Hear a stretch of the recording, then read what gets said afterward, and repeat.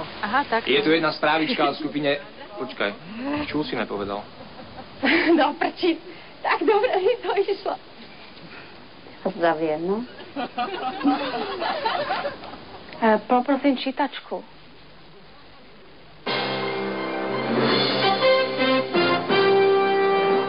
V kauze zadržaného Mikuláša Černáka sme zistili nové skutočnosti. Odišla mi čítačka. Nakaziny. Dozviete sa o tom... O čom? O tom.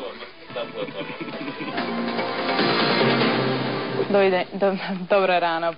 Vítajte pri posledných správach v dnešnom Teleráne.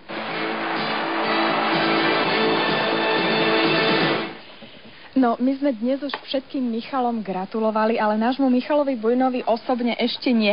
Tak Michal, dovol, aby sme ti v mene celého Telerána zablahoželali k meninám všetko najlepšie. No a pre športovca čo želať? Veľa zdravia, to sú pre teba vitamíny, ľahký krok ako pre športovca, no a pre Michala Bujnu vždy krásne, zdravé zuby. Všetko najlepšie, Michal. Ďakujem. Môžeš sa pustiť do práce. Díky. No a teraz prejdeme k vážnejším témam zo športu. Na severnom Slovensku sa môžu vyskytovať reumatické bolesti, ale inak očakávame ústup zdravotných ťažkostí. Pripravené tu správy, želám... Ježišmária. Všetky obce Lučeneckého a Detvianského okresu sú roztrhnuté potrubie pripravilo o vodu, sú už napájané z náhradných zdrojov a ich obyvatelia dôsledky havárie prakticky nepociťujú. Vodári však majú plné práce starostí.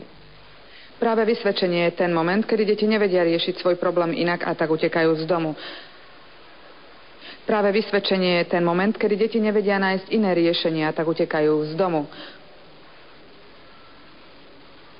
Práve vysvedčenie je ten moment, kedy deti nevedia nájsť iné riešenie a tak utekajú z domu. Tragické však je, že čoraz viac detí sa pokúša páchať sebevraždu. Samovraždu. Práve vysvedčenie je ten moment, kedy deti nevedia nájsť... Práve vysvedčenie je ten moment, kedy Ty si hviezda. Blížia sa najkrajšie sviatky v roku. Na adventnom venci sme zapálili poslednú 4. sviečku. A dúfame, že zajtrajšie Teleráno vo vás zapálí plný duch.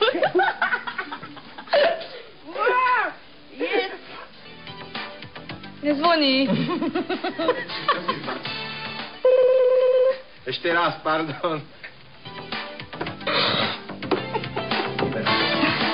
Tibor, podľa mňa dajme toto do archívu. Tak ja urobím také.